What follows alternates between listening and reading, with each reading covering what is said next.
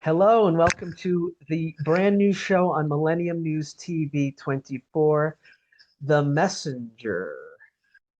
And here we are today with Radhavi. And welcome to the show, Radhavi. What are we talking about today on this program? Okay, hi. Good morning. Um, my body, my sacred temple is called Radhavi. But in essence, who I really am and who we all are divine sparks. So we'll talk a little bit about, okay, how come the mind doesn't understand it, but the essence of our being knows.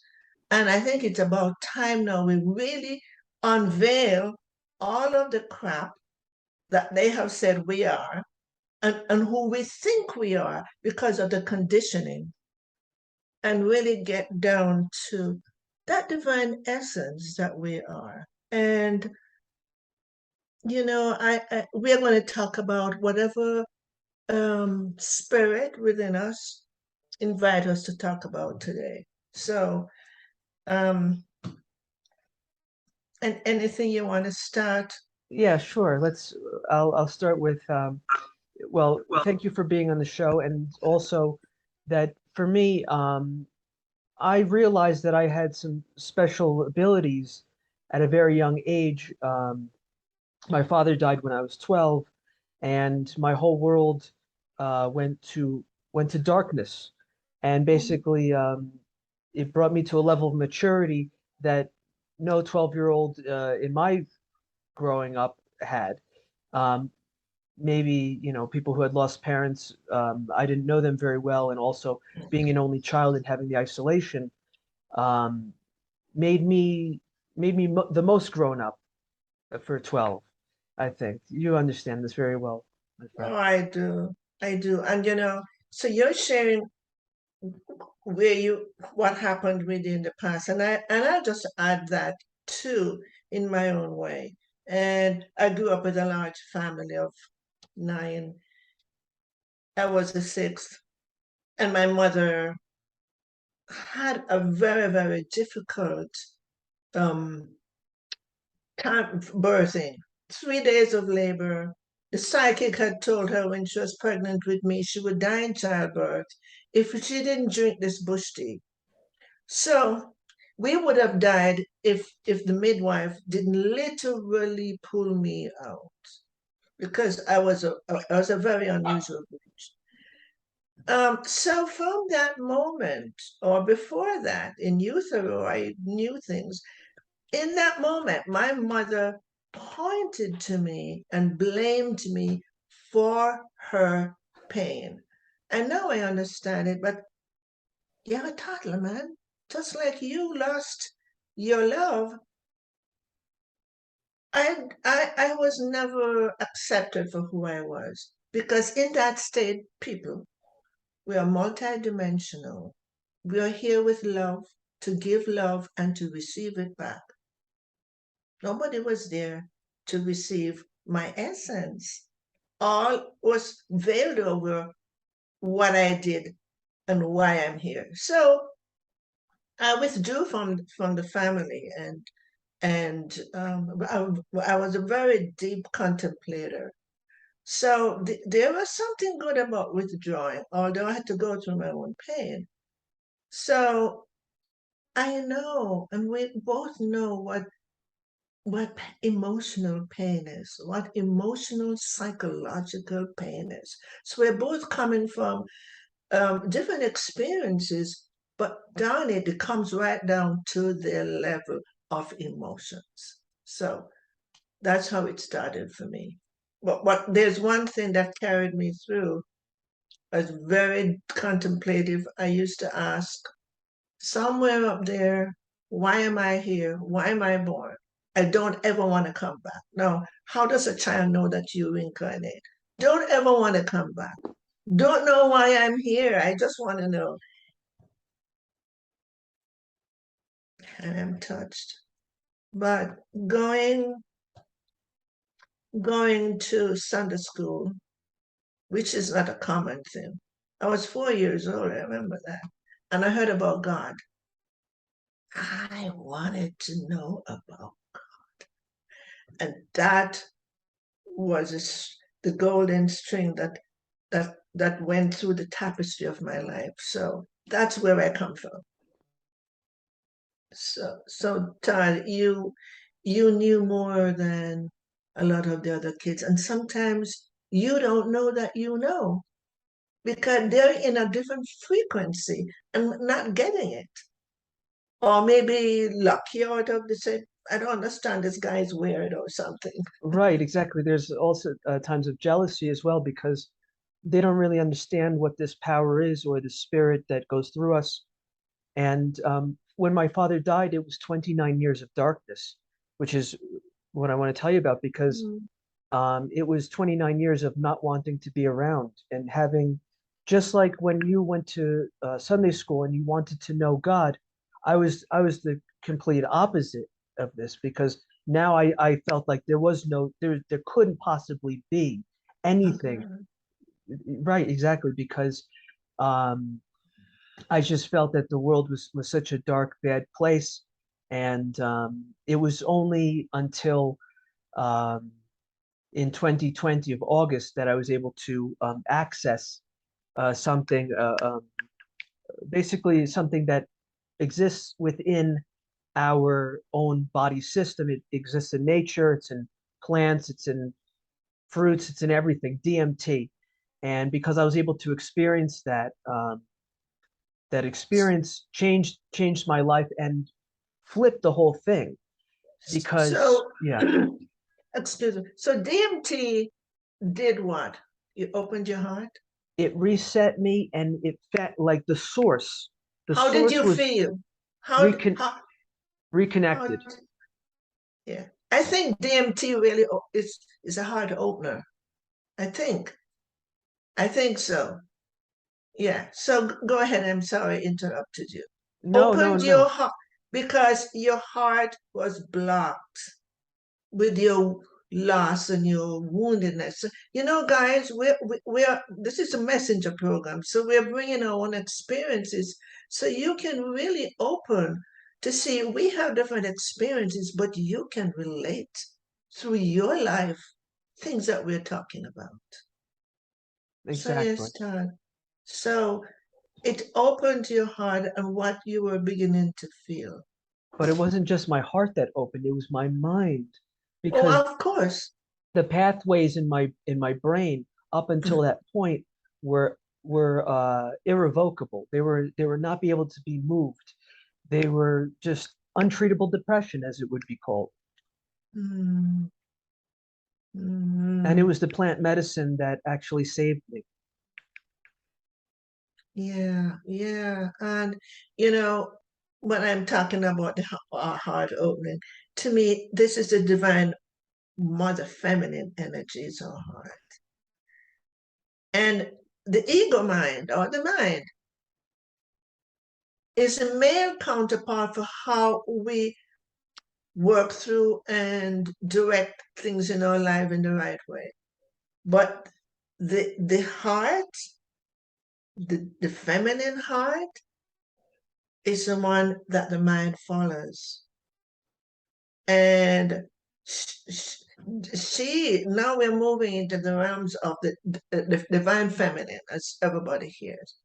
This is what leads us on that divine path. So, what did you experience? Anything you want to share, Todd? Sure. So when I was 7 or 8 years old, I wanted to be in TV. I wanted to be the next David Letterman. And when my dad died, my dreams also died as well. So that's when I Mhm. began getting into music. And to coincide with my almost 30 years of darkness, it was also 30 years of music that was my voice. Being a bass player, I wasn't singing, I was non-verbally communicating. And if you hear Mm, my music, you'll hear some of the things I've been through and that I love to share with the people because if I don't share it, how would they know? And it needs to be shared, I think. beautiful. Beautiful. Because You were saying it's nonverbal, but this is where your soul was expressing.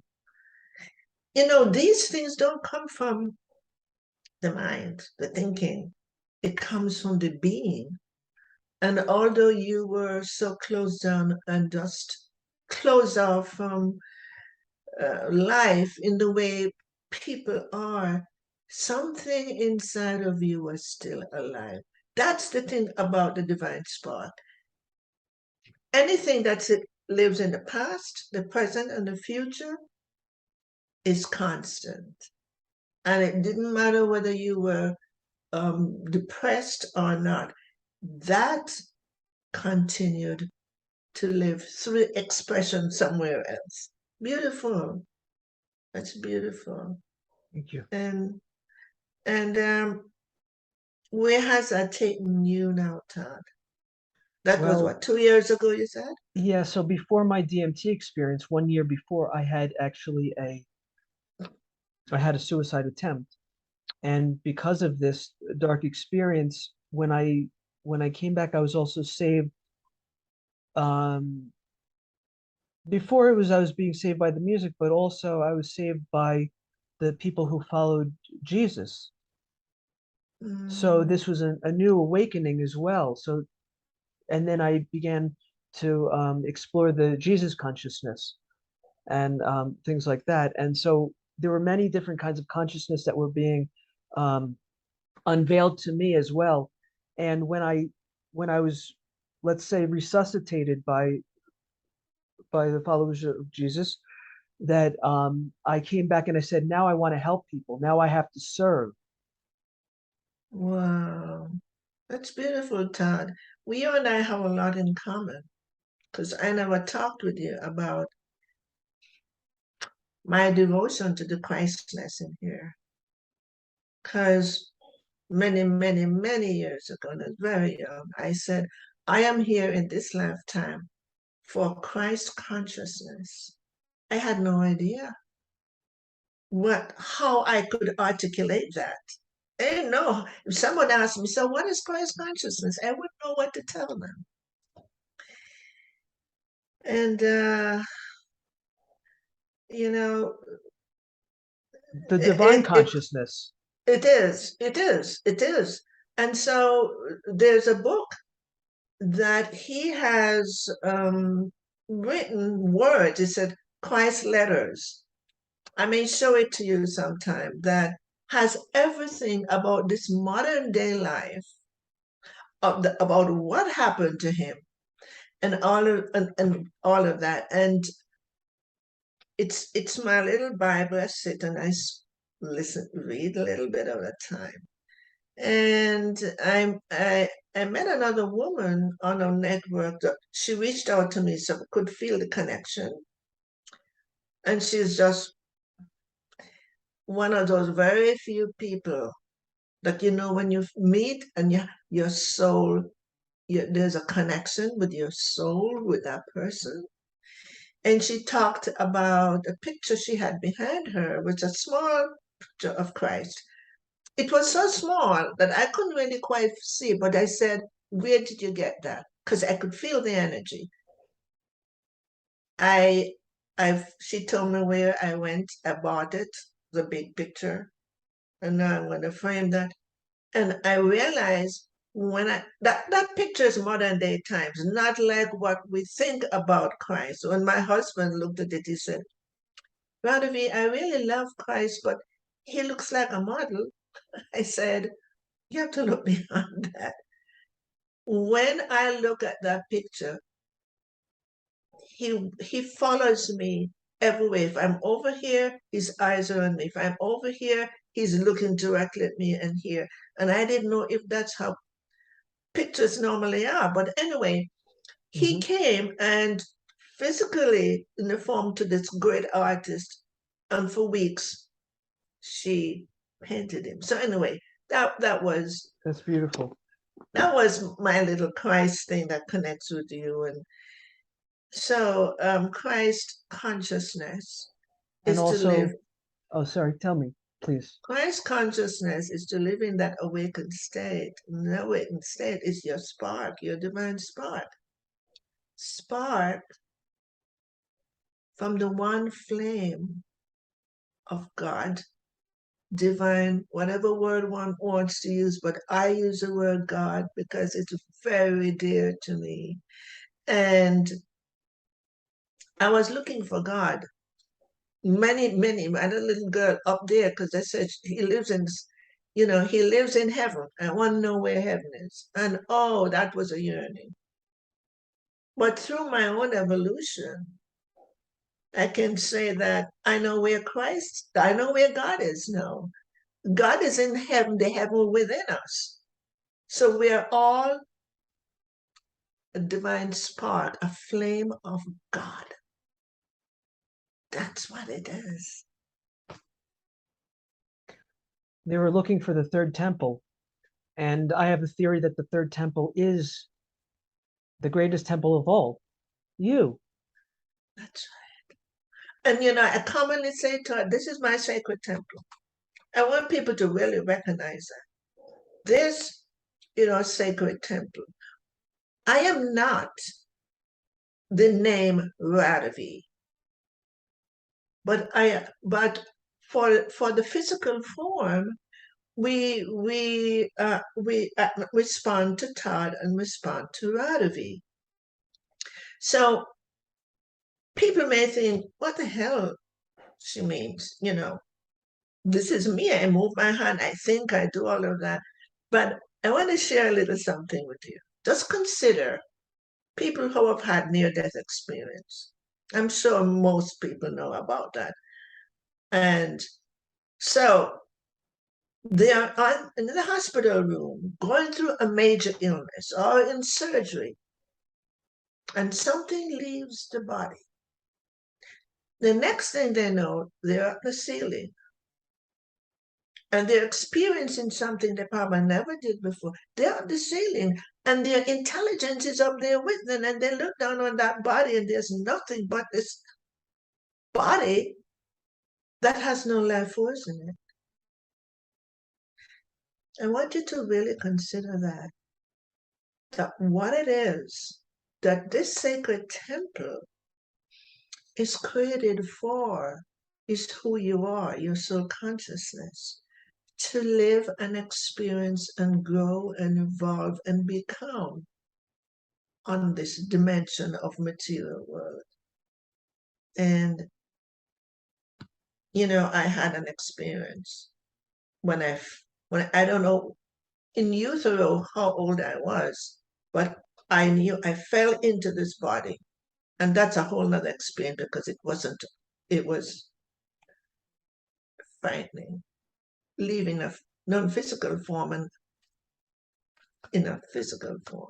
So, I want to go back to your DMT thing. Well, also And we could talk about the trauma of birth okay, because let's because go there. Let's go because there. let's go there because really, um, for me, my experience with DMT was just a one-time thing, and it unfolded over time to where I started to realize that we choose our parents, and I felt like that too. I remember seeing my father's smiling face at me as the Mhm. most beautiful thing, and it would bring tears to my eyes when I would remember the greatest memory that I would have in this physical plane is seeing my father's smiling face. And through the DMT experience, it was very much like being tickled by God for 10 to 15 minutes. And I'm not saying anybody should do this on their own. Hopefully there will be more research and regulation, and people will get to access this. But maybe it's not for everyone because they say that you're called to it or that it calls you as well. True, true. I came into this world with an indigenous spirit. I knew I was different. And the one thing I remember as a child that opened me up was, I was born in the island of Jamaica and in the mountains where a lot of these people are spirit people, and they're not as educated. So there's nothing taking them much out there. But I knew they were talking about things that were different. And it's like I was hanging on this curtail because my soul wanted to never to awaken that, just like you with your father. You you did not you had a place to keep that energy going in you. And the same thing with me. But time goes by and I am in the United States now, and I started to feel the call. I want to do the medicine that the Native American people do. I'm hungry for that. I want to experience that.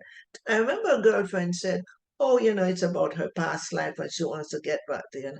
But I did not take that as a lightness.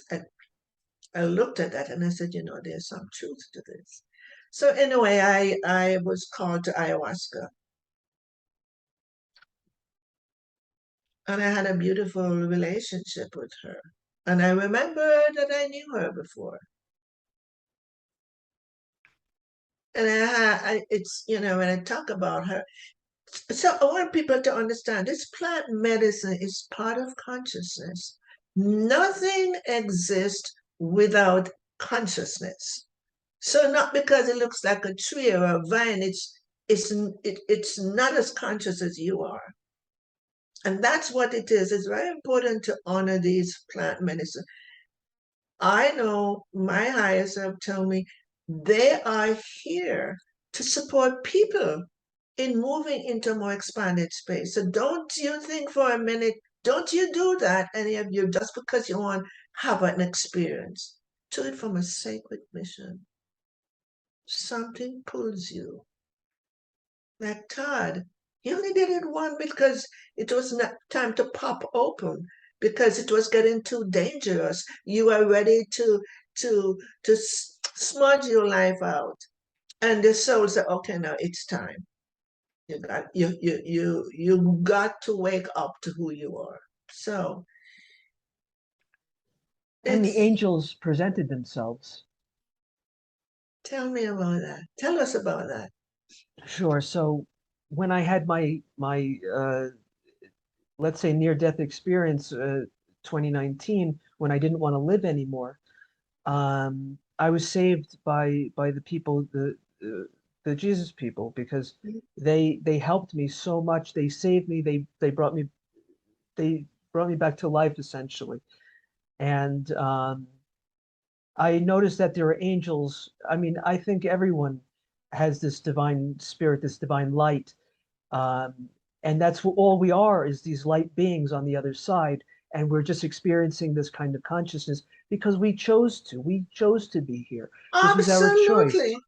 We're on a soul's journey. And, your journey is different from mine. That's why we really need to honor each person. So tell me, these Jesus people, were they real people? Yes, they were real Oh, people, and okay. they were very, I mean, their consciousness and their way of life was to honor Jesus and the messages of Jesus as well, and the life of Jesus. And so they, when they brought me back to life, when they basically, called the paramedic and got me to the ICU for 3 days, um, I had realized and then they came to visit me in the hospital as well. So like there were people who were looking out for me that I didn't even know were looking out for me. Mm. And I want to say, when we live in our hearts, we look out for everybody because what does that mean, looking out? It means our heart is open to all there is. And you are never a stranger for someone whose heart is open to love or with love. And that's about unveiling the human conditioning that you were trapped in and allow the spark of the divine to flow through.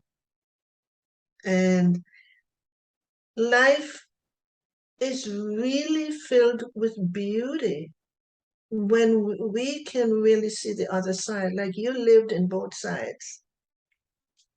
And you got to understand the difference and to live the difference. And that's so beautiful because you had the wisdom to see it.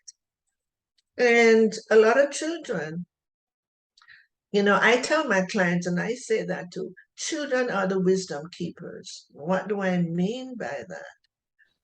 When we were born, we don't remember anything about past lives, but we have remnants of unfinished things that we've brought through. But we have that multidimensional sixth sense, or maybe more. We see what's going on and we feel what's going on, but we don't have the language to express it. And when I say that to many adults, they are nodding because there's, whether they remember or there's a knowing inside of them that knows. One of the deepest core wound is not being embraced in love. And if people who are listening can step back and look, when was it they did not feel embraced in love? And being embraced in love is acknowledging the human body, is accepting it. And people, children, human beings want connection. That's what that we don't survive in this wholeness if we don't feel a connection. You had it with your father,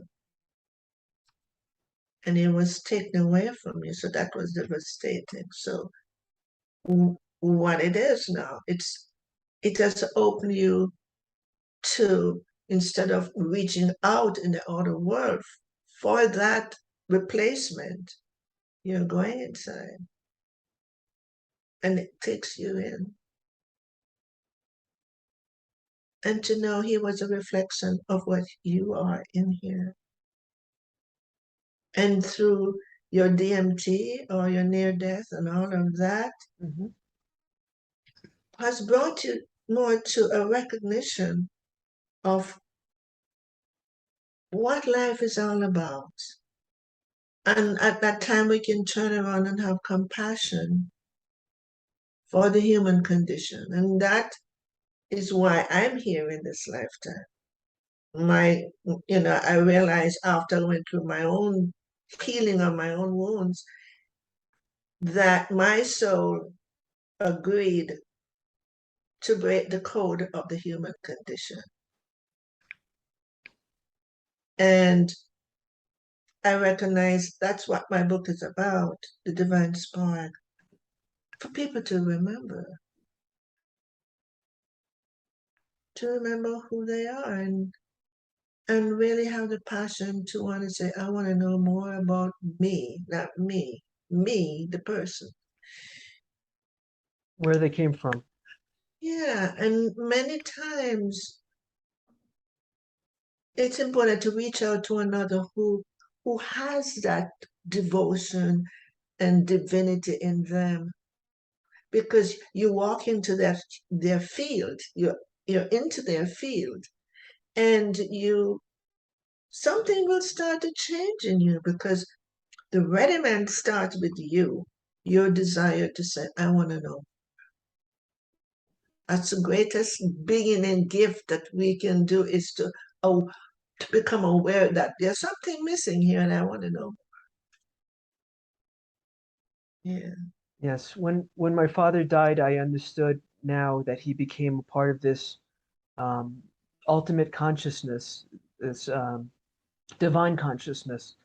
And so then I realized that losing someone was almost like the inversion of that, which would be meeting someone famous or knowing someone very famous, the most famous of all, the most famous uh, connection, the source. So when he became a part of this unlimited consciousness, I had to look no further. But in my darkest moments, I would pray to him, and he would Mm, get me through mm. every time. Mm. And even for people when they say that they have mental illness and things like that, I think they're the most gifted of all. In a lot of indigenous worlds, people who go through that in the Western world, I said they're going crazy. They thought that person has a shamanic tendency.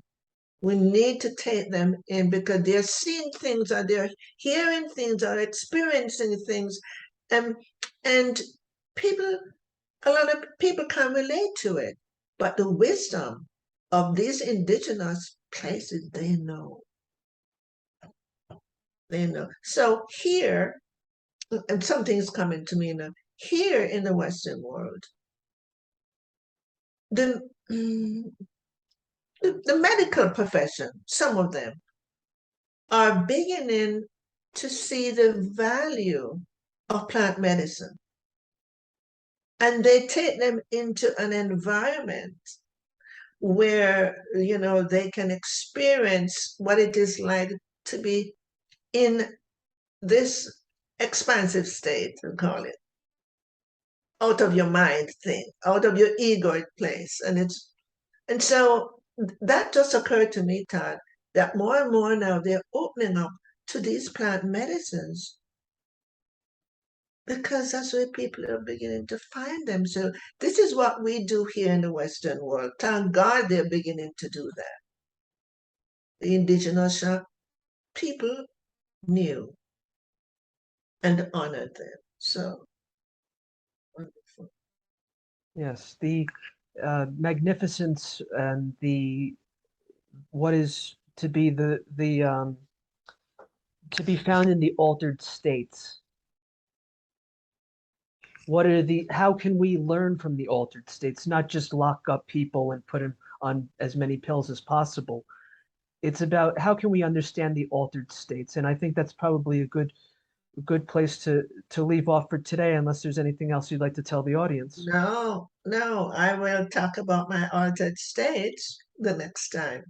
This is Sounds good. wonderful. This is Very good. good. Very good.